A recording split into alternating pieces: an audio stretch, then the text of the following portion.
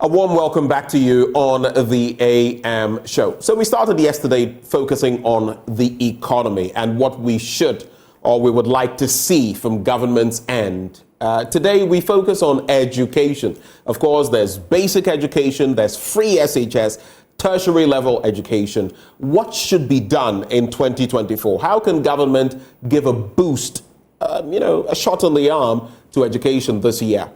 Well, joining us for that conversation, we have Dr. Peter Anti. He is Executive Director, Institute for Education Studies, and he joins us on this beat today as we investigate or interrogate what we can expect by way of education in 2024. Dr. Anti, a very good morning to you. Happy New Year.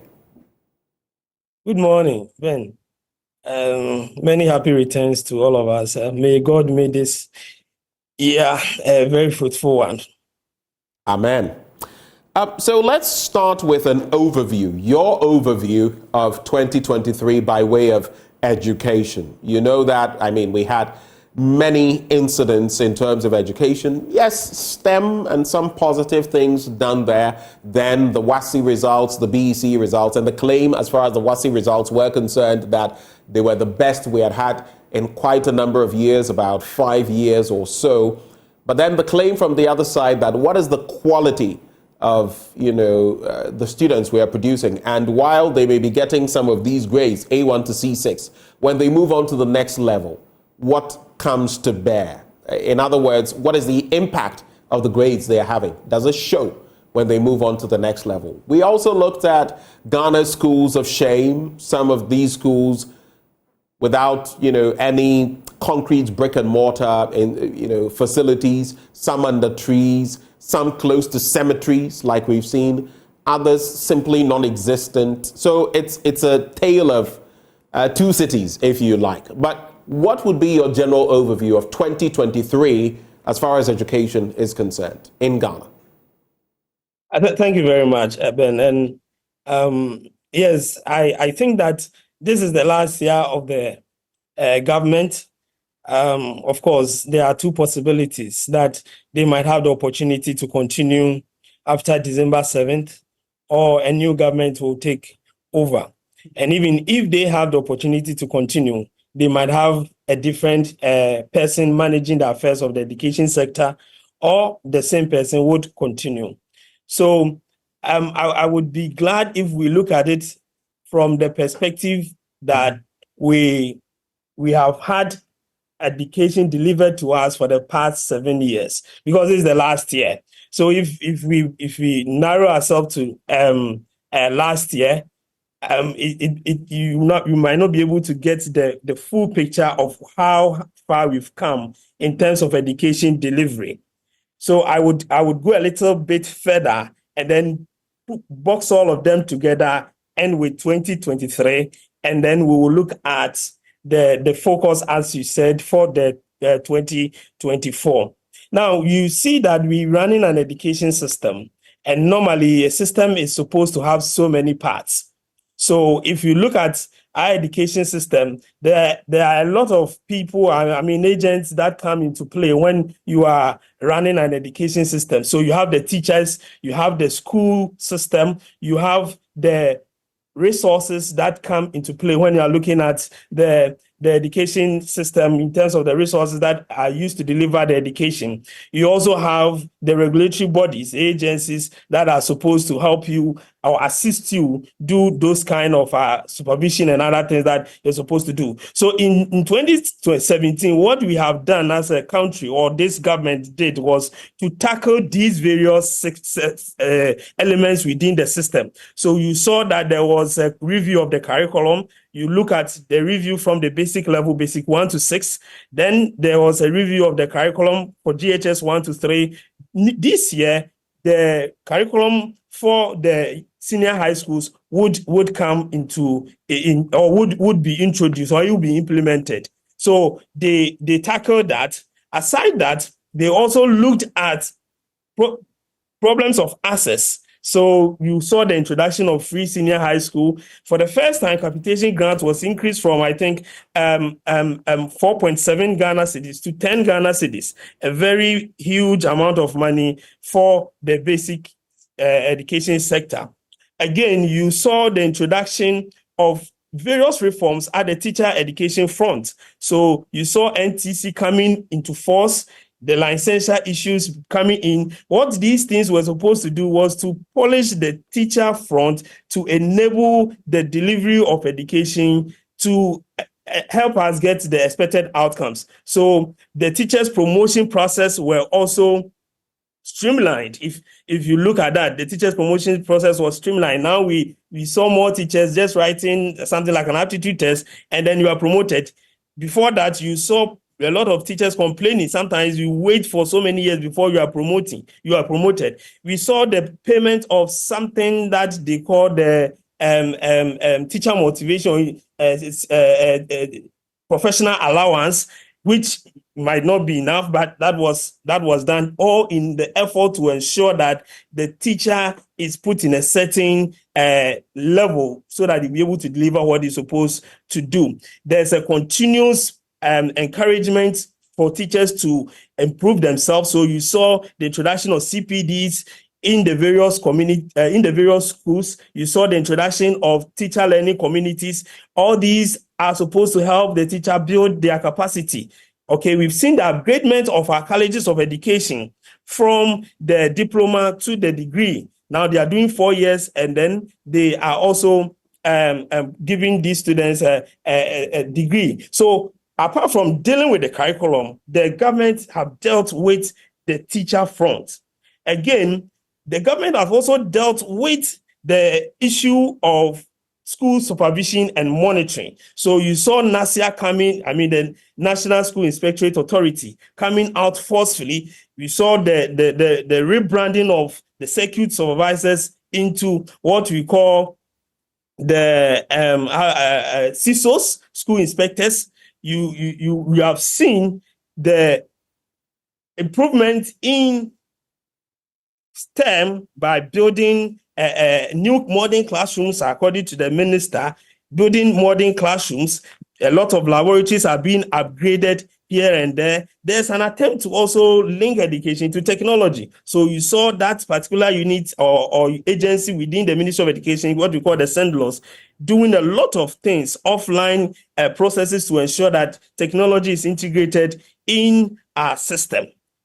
There were efforts to ensure that people are given the needed kind of education by providing the number of teachers that they are supposed to have. So these are some of the measures that have been carried out over the 7 years of this government in terms of its delivery of education. Now, another thing that we can also talk about, which still ties in with the education sector for 2023, is the introduction of a lot of legislation. So if you look at the education sector, so many legislations were introduced to enable the system run smoothly. You can also talk about the modernization of our assessment processes. Now, I'm just mentioning these things for us to know how far we've come. And then we'll now delve into it and see whether we've been able to do all these things that really we have put in place, or how are we implementing them. So if you look at new assessment techniques that have been introduced, you can talk about the school-based assessment. Now students write what they call CATs. You talk about school education assessment, what they're supposed to do at the district level. We, for the first time, introduced the NST, the National Standardized Test, which came with the introduction of the new curricula that have been implemented at the basic level. So these are things that have been done. And therefore, if you get to 2023 and you see a certain level of outcome, it might be linked to some of these things that have been done over the years. There was a problem with school leadership. So you saw the ministry collaborating with IEPA from UCC, Institute of Education Planning and Administration. And of course, the ministry have also set up what we call the National Education Leadership Institute that is meant to train people in the education sector, because you look at the process of somebody becoming a headmaster. It's just by going through the system. There's a difference between being an instructional leader or a curriculum expert and then being an administrator in terms of running schools. And that is the focus that the sector, the government have tried to address in terms of school monitoring and supervision. The managers of our schools should have specialized skills in school administration. And that is what has led to the introduction of the National Education Leadership Institute and the collaboration with the Institute for Education Planning and Administration. So this is an overview of our education sector from 2017 to 2023. Another big thing that has been done is the issue of tackling unemployment through TVET.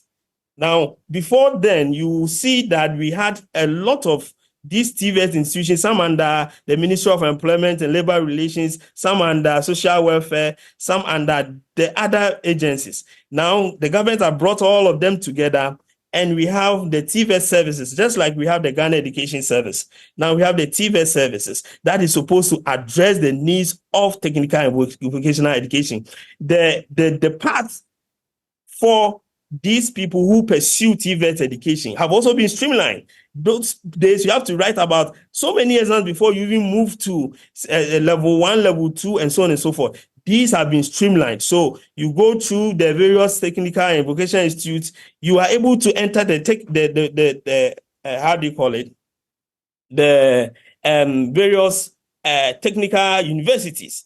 And that means that your path to growth have been shortened. This is a system that have been put in place to address the issue of unemployment that we have in the country. So a lot of efforts, and I just want us to understand that a lot of efforts have been carried out in the education sector, and that is what has resulted in some of the things that were experienced in 2023, including issues with WASSCE results and as you said, infrastructure challenges, which will be some of the things that we'll be talking about as we progress into 2024. So Ben, this is just an overview that I'm looking at. Now, if we look at this overview, then your question of what do we focus on as we enter 2024 would become very, very important.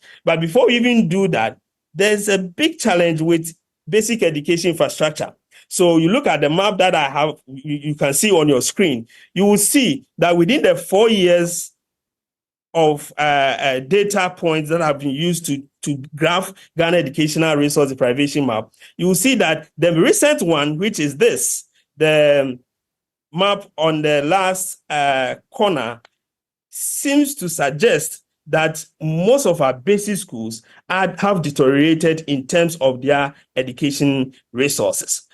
And in going into 2024, this is one of the biggest things that the government or the ministry should look at. They need to tighten the loose ends of the various policies and programs that they have implemented since 2017. And when I talk about the loose ends, you are looking at challenges with free SHS. You are looking at challenges with infrastructure. You are looking at challenges with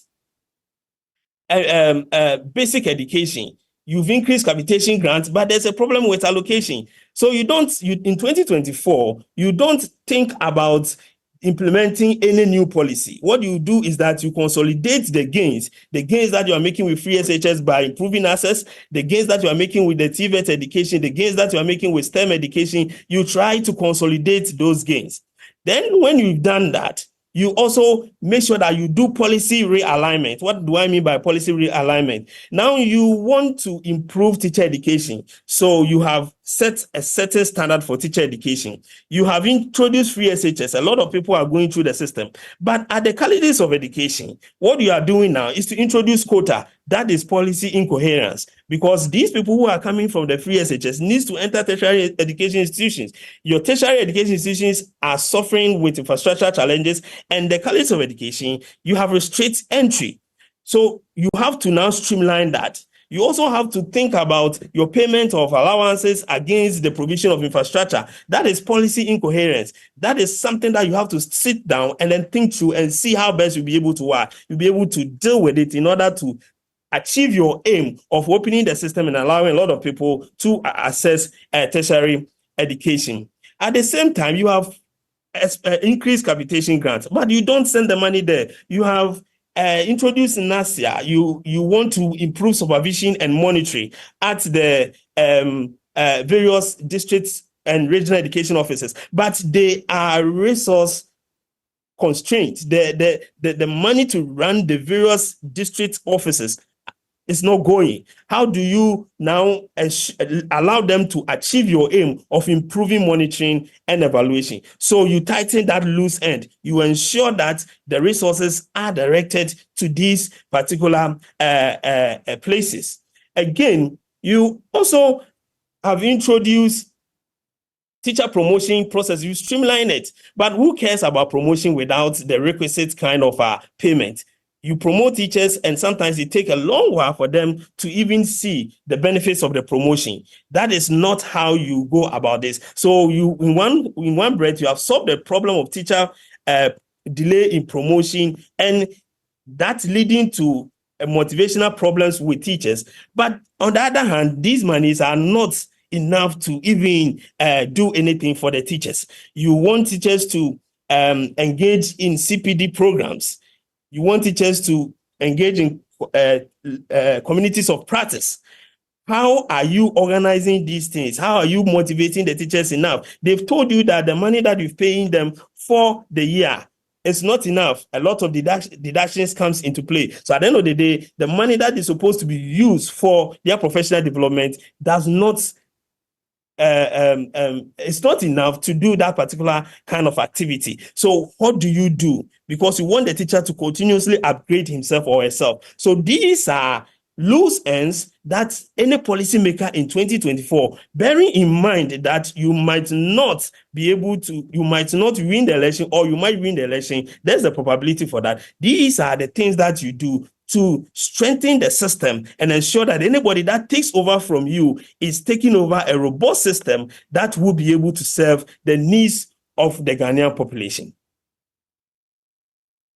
Okay, so some interesting dynamics you've brought to bear. If I asked you then to score this administration in terms of education over these last few years, you've done an analysis since 2017 all the way to 2023. But if I asked you, looking at the different strata of education, to give this administration a score, even before we break it down into the different components, on a scale of 1 to 10, how would you rate this administration in terms of education, not just education per se, but educational outcomes as well, the result of education? What would you give them? Yeah, I agree with you. The essence of these policies is supposed to give us a specific lead to specific end. So you have to ensure that the students are performing well. Apart from that, this investment is supposed to yield returns. So the investment should yield returns to the private individual, the one who is experiencing the education. The society itself needs to benefit from the investments that you are making. So some of the investment includes a reduction in crime rates, getting people to be more educated and literate so that they can participate in your governance process. You are able to reduce mortality rates and all those things. Those are the returns, the social returns of the investment that you are making in education. So in terms of outcome, I would say that we've not experienced so much the returns, whether private, social. We've not been able to really reap the returns of the investment that we are making in education. And why do I say that? A lot of people go to school, but still they do not. The unemployment rate is still it's still on a high side. So people now tend to do their masters after their first degree, thinking that they will be able to secure something for themselves. But why do you go to school? You go to school that you'll be able to contribute your quota to the development of the country, and at the same time, you have a certain standard of living to be able to help yourself and that of your family. So in terms of outcomes, you cannot restrict that only to the performance in the various exams. And for that, I have even said that we still have to delve into that particular data and see what is really happening. So I would rate them, in terms of educational outcomes, around 4%. 4/10, so 40%. So in terms of educational outcomes, 40% or 4/10. But in terms of the policies, in terms of what has been done, we can take free SHS, for example. In terms of policies, in terms of the direction when it comes to STEM, which you've made mention of, and now people talk a lot about STEAM with, the arts also in there. What would then be your score? So on the standpoint of outcomes, the results, you're giving them 4/10. But in terms of intent, policy, what would be your score? That is where it becomes interesting, because if you look at the books, you would see that there are good intentions that have been put in place since 2017. And it only takes somebody who does not understand the education sector to say that we do not have enough policies. See, if we paid attention to our assessment framework, the National Pre-Tertiary Assessment Framework, we would not have the problem of chew, pour, and forget in our educational system ever again.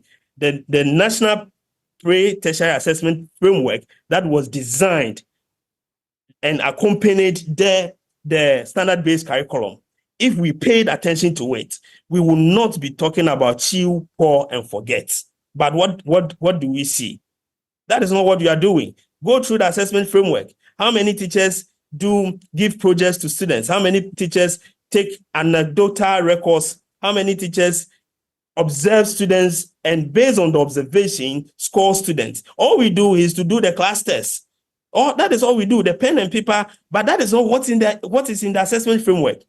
Go to the standard-based curriculum and see the kind of things that we wanted our education system to be like in terms of teaching and learning within the classroom, the competencies that we wanted to build in terms of digital literacy, in terms of collaboration, and all those things. And ask yourself, the average Ghanaian teacher in our educational system, is if he is able to deliver that kind of curriculum as they are supposed to do. So in terms of policy, I will rate this government 8/10, 80%. There were good intentions, there are very nice documents that have been developed. Look at free SHS. Such a brilliant policy. You need a certain level of literacy within your population to ensure growth in your economy, because there's a direct linkage between education and economic growth. So whilst you are investing in education, you are investing in economy, you are improving your human capital base, and that will lead to improved economic growth. That is established empirically everywhere. But how are you implementing this? So if you allow people to access secondary education, and then you downplay on the quality variables within the school system, where classrooms do not have the needed desks, where teachers are not well motivated, where students in their dormitories are packed up.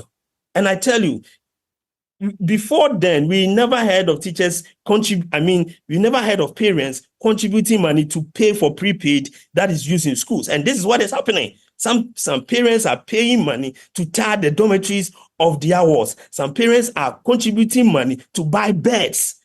And I say some of these things because I know most parents will not come and say it. I know that if they bring it out, some of the school authorities are going to be in trouble. But these are the mechanisms that have been put in place in schools to enable the headmasters and the school authorities run the school for your child, for my ward, to be comfortable. So if you have such a brilliant policy and you don't have a sustainable mechanism of financing the policy, your outcome will be less, but your intention would be scored high. And that is why in terms of policy, in terms of intentions, in terms of the way we want to take education to, with the documents, with the laws and the legislation that have been passed and everything, we are on the right path. But with implementation, it's been a disaster. Implementation has been a disaster. Since you've already, and I brought it up, but you've also gone down that road of free SHS, for example. When we started, when we're knocking on the doors of the IMF for a program or for them to accept our program, one of the things they spoke about was free SHS and its implementation. Are you of the school of thought that we should continue with the wholesale manner we've implemented it in, or we should have a side-by-side situation where those who can afford it get out of the system, and those who are given clearance, who fall below a certain line, are then put on that scheme so that we do not bleed unnecessarily in the financial sense? What is your take on that? The truth of the matter is that in our system, if we have the resources, nobody would have a problem with a government decision to allow everybody to access secondary education. If the government is willing and able to finance this particular policy, because how much do we benefit from our system? A little. So if there's a lot of resources available, and that we know, nobody in economics know that the basic problem in economics is scarcity.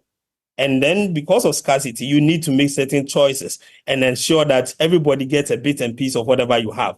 And that is why when they were designing the program, if you look at the confidential policy document that never came to the public domain, the intention was to ensure equity. Equity in terms of supporting people to access education. And you say you want to do equity because you want to ensure that everybody gets something in terms of your support to these individuals. But when it came to the implementation, whatever reason that was, I don't know, they decided to implement the policy using the equality principle. And that is why from 2017, most of us, including myself, have said that we are not achieving equity because of the way we are implementing this. And we explain it in just a simple term, because you want to use education to bridge the gap of inequality. There are people who have money, they have the resources. These people are able to finance their wards education and then get them extra tuition and so on and so forth. There are people who do not have the resources at all. And these people would have to rely on the government to provide them with this kind of a support system. If you put all of them on the same scale, you are still widening the gap of inequality, because the one who has got 10 Ghana cedis is giving an additional 10 Ghana cedis. The one who has got 0 is now giving only 10 Ghana cedis. That means that within the system, you have somebody who is now getting 10, but then you have widened the gap by an additional 10 you've given to the one who's already have some resources. And that is the social principle of most policy interventions. And that's why the World Bank was telling them that it is poorly targeted, because if you describe a policy as a social policy, you are supposed to look out for those marginalized, those downtrodden, those disadvantaged, and then you help and assist them to be able to come to the level of the advantage and those who are not marginalized. That is not what we are doing. We are just doing a wholesale implementation, wholesale financing, and because of that, it's brought a lot of burden on the government. And I say this because if the government has got a lot of finances available, it would not have been a problem. But anytime the government has problem with his finances, what you need to do is to now divert some of these monies to other places that needs equal attention. And in diverting, you have problems with feeding at the senior high school level. You have problem with infrastructure at the senior high school level, to the extent that now parents are supposed to buy beds for their walls. Parents are now buying tiles to tile their dormitories. Parents are now contributing money to pay for prepaid in order that the school will continuously be on the national grid. This is not how you run a policy that have a potential to transform the education sector. To transform the population of your country, you need to have additional revenue that will support the main one coming from government. That has been the conversation since 2017. Unfortunately, the people in government and those who have got the authority to do that think that if you try to do that, you destroy the political gains of the policy. And that is why they are not touching it. And that is why we are going to experience this.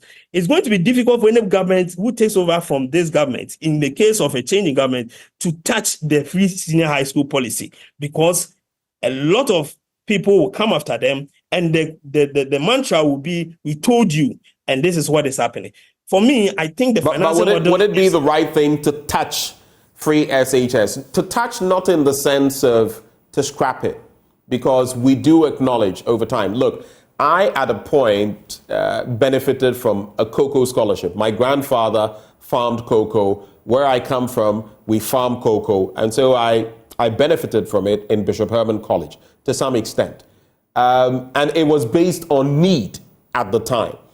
And I do agree that for the sake of not just equality, but equity, like you mentioned, if someone already has 10 and you add 10 to that, you are not creating equity, because then the person who has nothing also comes on the scale of 10, and now there's still a disparity. So what kind of changes do you think we need with free SHS? And I think the communication has been the problem, where some people say, oh, this means scrapping, or this means this or that. Do we need it to be reviewed? In fact, over the weekend, I read from the Daily Graphic online that the Minister of Education reiterated the point that the government have had over the years, that if you review the policy, you are scrapping it. And I think that is disingenuous, because the policy, since its inception, I've gone through certain reviews. Remember, we started with the double track. Now we're running a transitional calendar, a system whereby there is 2-year groups on campus and 1 is in the house. That is different from what we started with, the gold and then the green and then whatever thing that we were doing. So that is a review of a sort.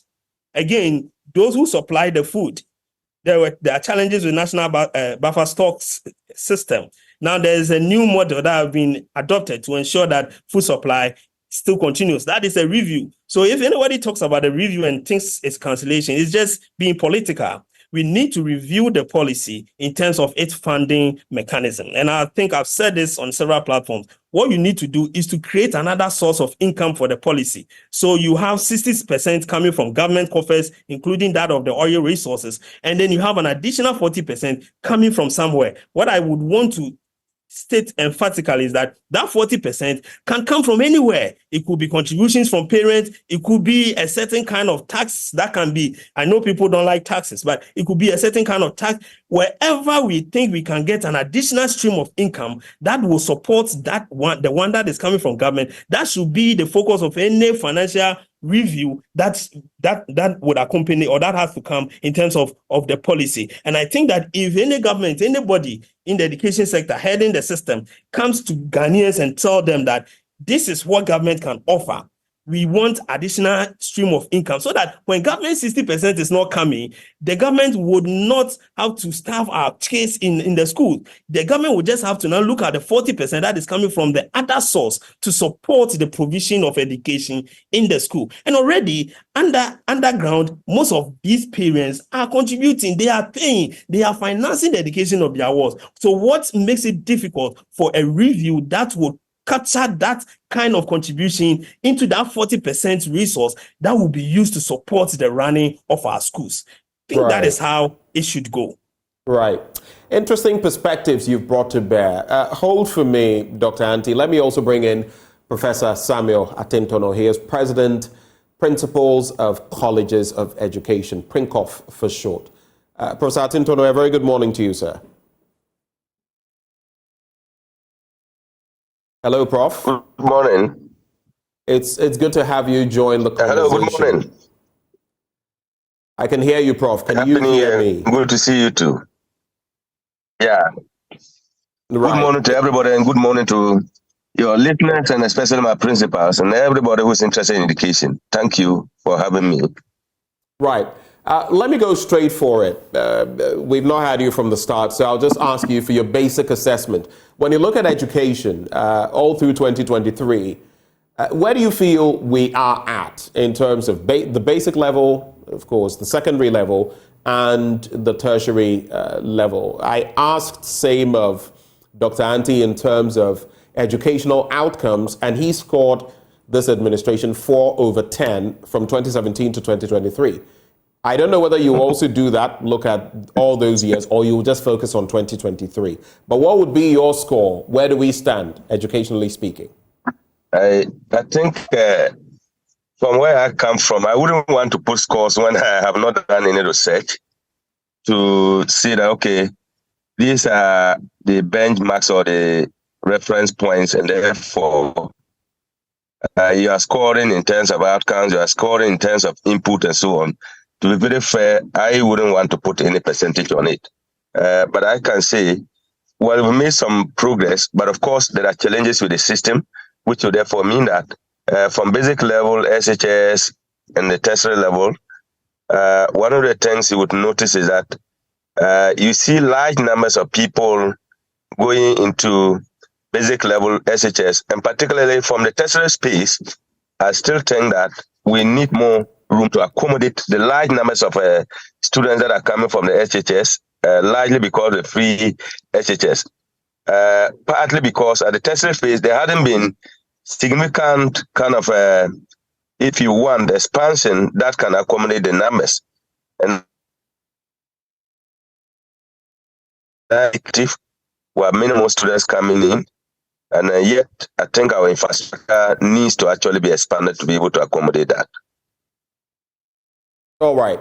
Now, you talk about many more students coming in. You heard Dr. Anti as well, I want to believe, talk about the fact that with free SHS, we've made it wholesale, and yet there are challenges because in some institutions, now principals or headmasters, head teachers have to go through the back door, get parents to support with many things, including beds and all of that, because they want their children to fare well, and free SHS may not be taking care of that. Is that a similar situation in the colleges of education? Are you facing some of these problems as well? I mean, in the colleges of education, the problem that we have, and we've articulated this over and over again, has to deal with that took place from 2018, 2019, converting them from the diploma to the degree status. It's a good thing. The curriculum is very good. But we didn't see, or we have not seen, very elaborate infrastructure in the colleges. So this created a problem for us, and we're still trying to manage it out to see how we can deal with it. For example, in terms of expansion in a residential facility, in terms of expansion in classrooms, there have been some modest kind of provisions of this, but we think that much needs to be done in order to position them as tertiary institutions. Right. You say this about the positioning and all of that. Let's talk about the quality, okay? And not just, it cuts across the board from the basic level, secondary level, and that is where you get your input from the secondary level to the colleges of education. Yeah. One of the problems that people have had in terms of Ghanaian education has to do with the quality, not just of teaching, but also the quality of the products that we produce or the products that we put out.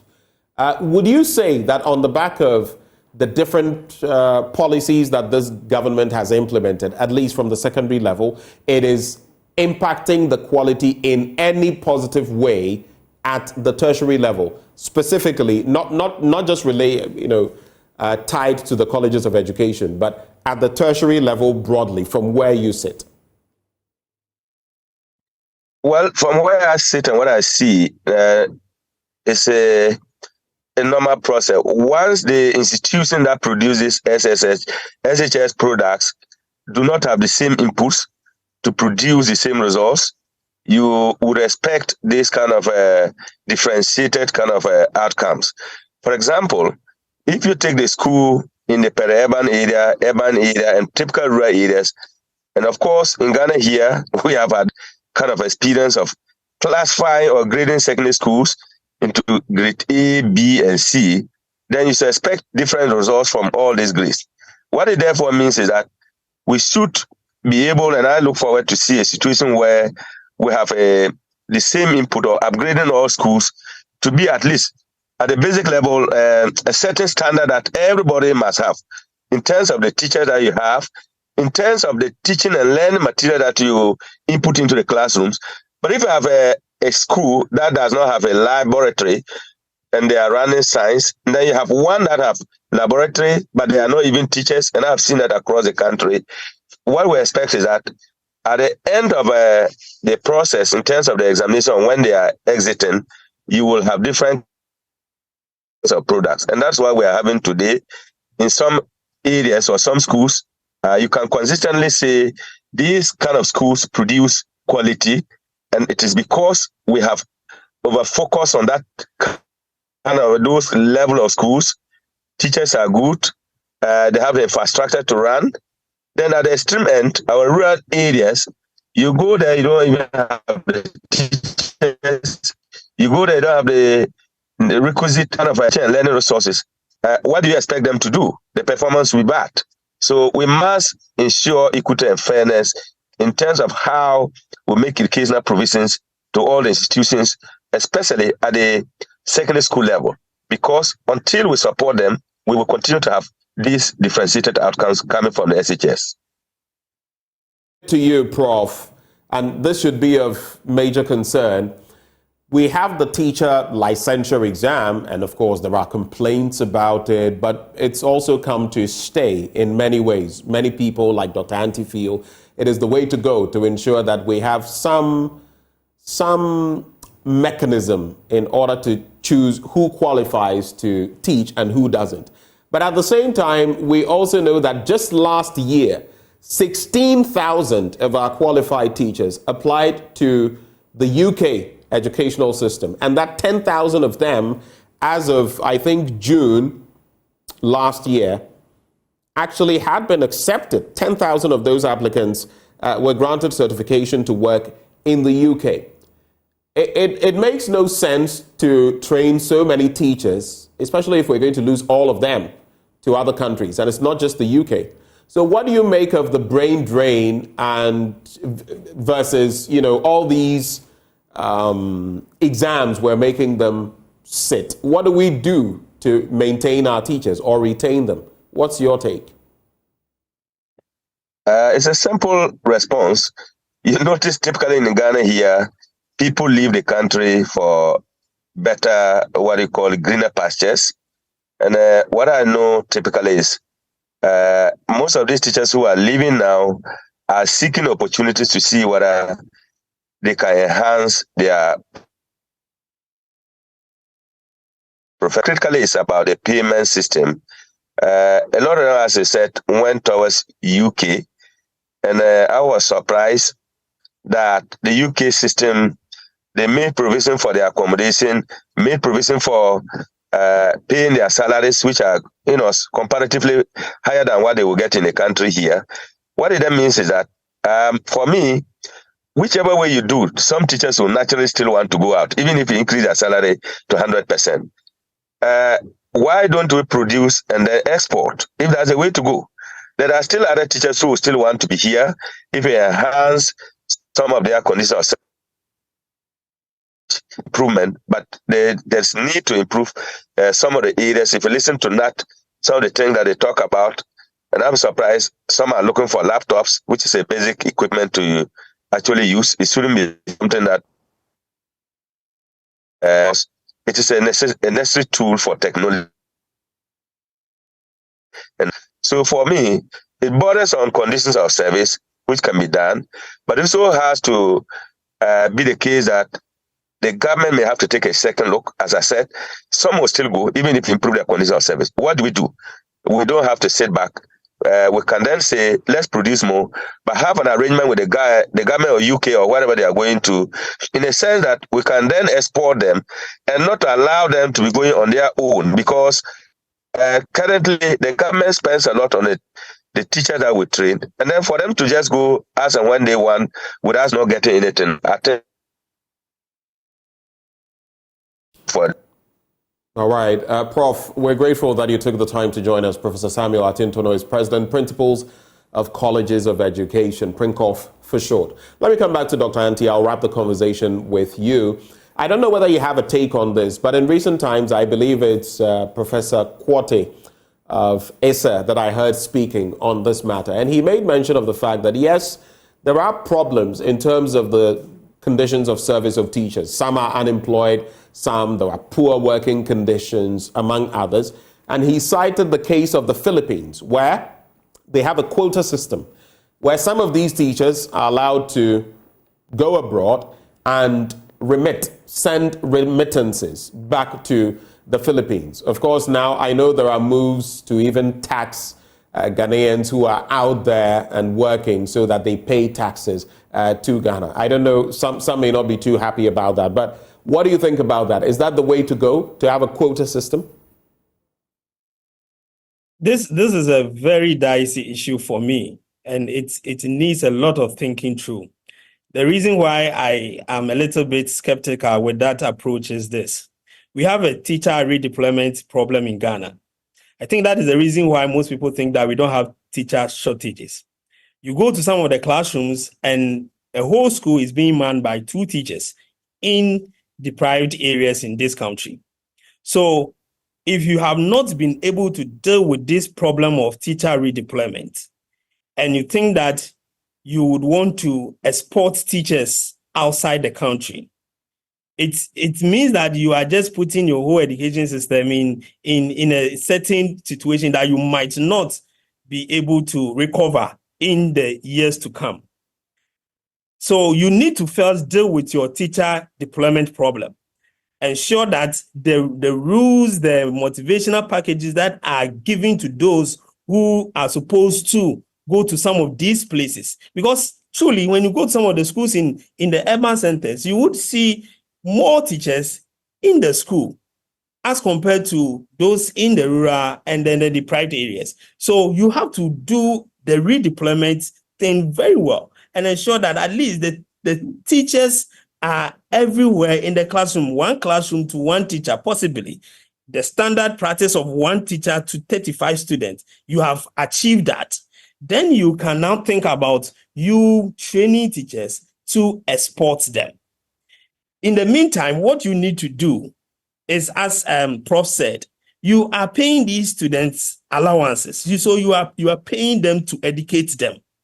At the end of the day, when they leave the system, they are supposed to go and serve. They don't serve. They leave the country. So you are just pushing money into the system. You are not getting the needed returns. Your classrooms are empty in most parts of rural Ghana. You need to stop paying the allowance. Use the allowance to deal with the infrastructure you have at your colleges. Open up, allow a lot of people to enter the college of education so that I can train more of them.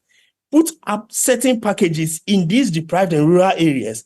Simple accommodation, simple health system, and simple packages that will contain the young guy who is going to this place to stay for the next 3, 4, 5 years of his life. If you are able to do this with the money that you are using to pay the allowances, you will be able to get people to these rural areas and at the same time get people to enter your colleges of education. Then you can think about exporting the excess of teachers that you have trained over the years. But as it stands now, we don't have that liberty to do that. If you do that, in fact, with what is happening, I have said that within the next 4 or 5 years, we are going to have a serious crisis on our hands if nothing is done to deal with the extent to which people are leaving the teaching profession to seek for greener pastures elsewhere. Of course, you can't prevent anybody from leaving Ghana. I see. So generally then, what would be your expectations from government by way of education in 2024?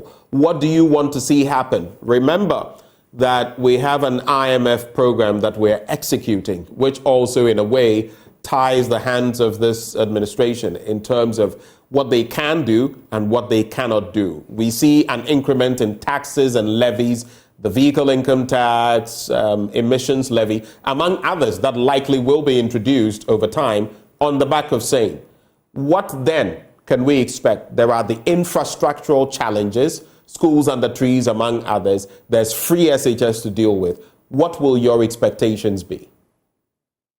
So exactly the challenge with the IMS situation we have now. That is the reason why what you have to do as a government this year is to just tighten the loose ends of the policies that you have implemented. You have challenges with provision of textbooks in the basic school since you introduce your standard-based curriculum. You have challenges with provision of textbooks since you implemented the common core program. Get these things to the schools. You have challenges with the implementation of free senior high school. Get stakeholders to come together to think through a way forward. Tighten the loose ends of your policies. You are paying College of Education students allowances.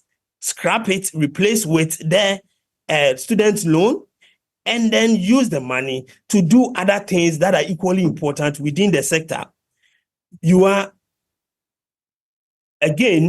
are using your little money to support. You have introduced what you call the student loan system. You've scrapped the guarantor system, but people are not accessing the loans. What do? Make sure that you pay the loan on time. Put in mechanism for students to access the loan when they get admission. These are things that you need to do. You do not need extra money, extra fiscal space to do that. Create your own fiscal space within the education sector budget and then tighten the loose ends of the policies that you have implemented. You want to reform, you have decided to reform the assessment framework that we have. Make sure that the teachers are following suit. You want teachers to use technology. So, for example, you don't need to do this kind of buying a tablet for senior high school students when your basic education infrastructure is in this array. So these are the things that I'm expecting the government to focus on. If I'm supposed to advise the Minister of Education, all that I will tell him is that, look, you have done a lot of policies from 2017 to 2023. 2024, tighten up the loose ends, consolidate the gains, and then ensure that you eliminate policy incoherence and ensure policy consistency. If you're able to do this, you are going to handle or hand over a solid education system to whoever takes over from you. I think that should be the focus, of course, and then pay attention to the STEM and pay attention to the TVET. Finally, though, as you give me your final words, what would you also say? There have been a number of industrial actions, UTAG among others, on the back of wages, low wages among others. In fact, there have been incidents where some of our universities have tried to bring in resources, human resource from other parts of even Africa, and have been turned down because our wage system is considered too low. What would you say on the back of that? Do we have any room to make that system any better, at least at the tertiary level? Yes, I think one of the things that I commended the minister for is his ability to ensure that we had a smooth running of the academic calendar last year. And we need to continue to have that. I think a lot of the people, the workers within the tertiary space needs the needed attention that they deserve. Sometimes it is not the availability of money, it's how you handle these grievances, showing them respect, letting them understand the challenges that we are going through as a country and as a sector specifically. And when you are proactive with these things, I think we are all human beings. We understand, we are all in the system. We appreciate the challenges that are going on. And we'll be able to appreciate the concerns that will be raised by authorities. But when authorities take the posture of we have the power and we do what we want to do, then you will see the union leaders also coming out with the difficult posture. And then the end result is students are going to suffer. But I'm hoping that the minister will keep his composure like he did last year. He will continue to engage the leaders of the various unions in the tertiary space and be proactive in terms of the demands of these unions and associations, so that we will not have any turbulence in our tertiary education front this year specifically, because it's an election year. Any kind of strike and whatever it is will be negative publicity for his government. And I think that it's important for him to really be on top of issues when it comes to managing the labor force in the education sector. Thank you, Dr. Anti. We're grateful that you took the time to join us this morning, sharing your thoughts, very well-informed thoughts on this sector. Of course, yesterday we spoke about education. Today yesterday we spoke about the economy. Today we've focused on education. Those who joined the conversation, Dr. Peter Anti, you just heard him. He's Executive Director, Institute for Education Studies, together with Professor Samuel Atintono, President, Principals of Colleges of Education. Now, up next, we're also going to explore, it's an electoral year, 2024, and a crucial one at that. What does the clergy, our men and women of the cloth, what do they expect from our political leadership as we gear up for another shot at elections? We'll be interacting with Reverend Dr. Kwabena Opuni Frimpong. He is leader of the Alliance for Christian Advocacy Africa and a former General Secretary of the Christian Council of Ghana. That conversation up next on the AM show after the break.